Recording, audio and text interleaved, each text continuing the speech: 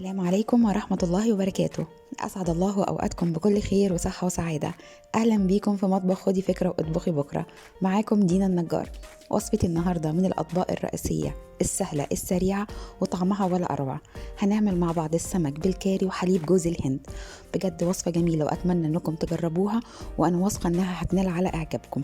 بس قبل ما نروح على المقادير وطريقة التحضير، بتمنى باللي بيشوفني لأول مرة وعجبتكم محتوى القناة ما تنسوش تشتركوا فيها وتفعلوا زر الجرس علشان يوصل لكم كل جديد. وإذا عجبتكم وصفة النهاردة ما تنسوش تضغطوا على زر اللايك. ويلا مع بعض نشوف المقادير وطريقة التحضير. في البداية هنحضر التوابل اللي هنستخدمها في تتبيل السمك وكذلك في تحضير الصوص. معايا معلقة صغيرة كل من الملح، الكمون، الكاري، زنجبيل، بابريكا، كزبرة، ونص معلقة صغيرة من الفلفل الأسود. هخلط جميع التوابل كلها مع بعض كويس جدا، وهستخدم نصها في تتبيل السمك، وهحتفظ بالنص التاني في أثناء ما نحضر الصوص. هستخدم نص الكمية وأوزعها على السمك كما هو موضح في الفيديو. السمك المستخدم هنا أنا استخدمت السمك القاروص، وممكن نستخدم أي نوع سمك مفضل. ممكن نستخدم الكنعد، ممكن نستخدم فيليه السمك، أي سمك مفضل لديكم ممكن نستخدمه. هوزع التوابل داخل السمك وخارجها كما هو موضح في الفيديو. ان بحاول اعمل لها مساج خفيف بحيث ان انا اوزع جميع التوابل واتاكد ان التوابل اتوزعت على قطع السمك كويس جدا. وبعد ما انتهي من توزيع التوابل على قطع السمك هستخدمها مباشرة في الخطوة اللي تليها. يعني ملحوظة في الخطوة ديت مش محتاجين ان احنا نسيبها في التوابل، هنستخدمها مباشرة. وبعد كده هنشوف بقية الخطوات.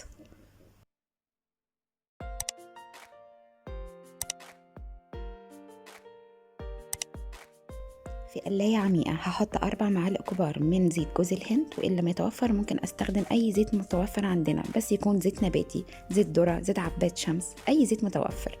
وبعد كده هبدأ أحط قطع السمك وأشوحها. المرحلة دي بتاخد حوالي دقيقتين على كل جهة. أنا محتاجة بس إن السمك يتشمع أو يشم النار بشكل بسيط، مش محتاجة يتحمر نهائيا. وكل ده أنا شغالة على نار متوسطة. بمجرد ما تمر دقيقتين اقلبها على الجهة التانية وانتظر دقيقتين تانيين، وبعد كده ارفعهم في صحن خارجي.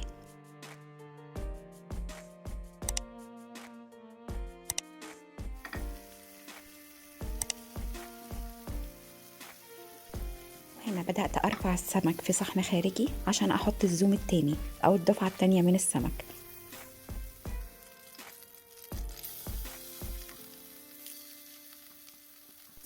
وده بقية كمية السمك، وهنكمل الكمية بنفس الكيفية. وبعد كده نشوف الخطوات اللي تليها هنعمل ايه.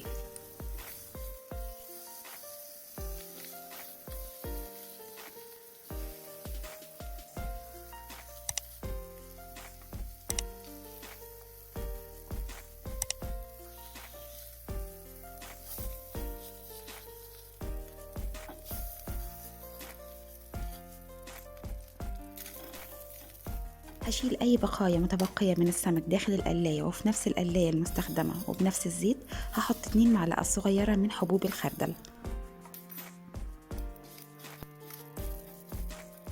هقلب حبوب الخردل داخل الزيت، وأول ما أحس إن بدأ يفرقع أو يطقطق داخل القلاية هحط عليهم حبة متوسطة من البصل اللي متقطع صغير جدا، وأبدأ أشوح البصل كويس جدا مع حبوب الخردل لحد بس ما ياخد لون ذهبي خفيف. يعني الموضوع ده ممكن ياخد حوالي 7 دقايق، وكل برضه ده أنا شغالة على نار متوسطة. وهنا بيكون شكل البصل بعد أخذ لون ذهبي خفيف. أضفت فيه معلقة صغيرة بس نسيت أصورها من الثوم المهروس، وأبدأ أقلب الثوم مع البصل كويس جدا لحد ما يتشوح أو تطلع ريحة الثوم فقط. أنا مش محتاجة الثوم يتحمر نهائيا.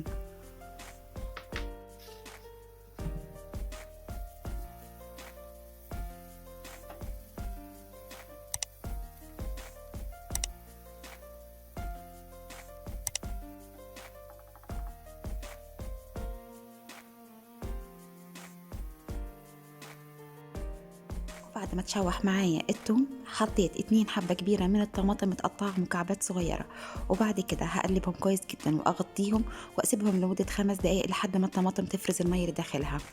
وكما هو ملاحظ بدأت الطماطم تفرز المية اللي داخلها.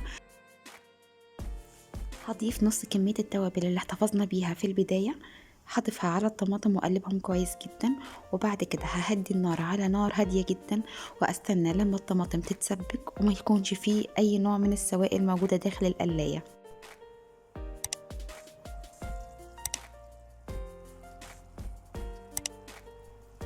وده بيكون شكل الطماطم بعد ما اتسبكت وجفت السوائل اللي داخلها. واخر مكون هضيفه في تحضير الصوص هو حليب جوز الهند. معايا علبة سعتها 400 مللي من حليب الجوز الهند اللي هو حوالي 2 كوب من حليب جوز الهند، وان لم يتوفر ممكن نستخدم حليب جوز الهند البودر وندوبه فيه كوبايتين من المية. كل كوب من الماء بياخد 3 معالق كبار من حليب جوز الهند البودر. بعد كده هضيف قطع السمك اللي احنا شوحناها في البداية،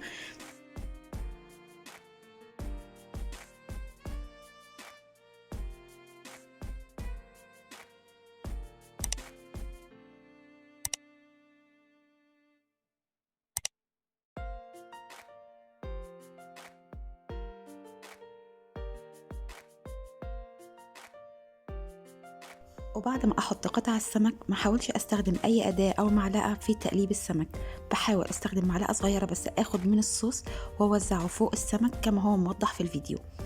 واذا حبيت اقلبه امسك القلاية زي ما هو موضح في الفيديو، اوزع الصوص كده حواليهم، لان لو استخدمت اي معلقة او اداة ممكن يفتت معايا السمك. وده الصوص المستخرج من بعد ما شوحنا السمك هضيفه برضو للقلاية. وبعد كده برضو هحرك القلاية يمين ويسار بحيث اوزع الصوص على جميع قطع السمك. هغطيها واسيبها على نار متوسطة لمدة 5 دقايق ل10 دقايق لحد ما احس ان السمك اتشرب من جميع الصوص اللي حضرناه وتسبك معايا، وبكده تنتهي معايا الوصفة وهطفي تحتها النار. وده بيكون شكلها النهائي في طبق التقديم. ممكن اقدمها مع الخبز او مع الرز الابيض، وده بيكون ذوق شخصي. وبكده انتهت وصفتي اليوم. قدمت لكم طبق رئيسي باستخدام السمك، قدمناه بطريقة غير المعتادة، غير المقلي والمشوي أو السنجاري. قدمته مع الكاري وحليب جوز الهند. بجد وصفة جميلة جدا وأتمنى أنها تعجبكم. وإذا ليكم أي سؤال اكتبولي في التعليقات وأنا هرد عليكم. وإذا عجبتكم وصفة النهاردة ما تنسوش تضغطوا على زر اللايك، وإذا عجبكم محتوى القناة ما تنسوش تشتركوا فيها وتفعلوا زر الجرس علشان يوصل لكم كل جديد. كنت معاكم دينا النجار من مطبخ خدي فكرة واطبخي بكرة. أشوفكم في فيديو تاني إن شاء الله، وأسيبكم في أمان الله وحفظه.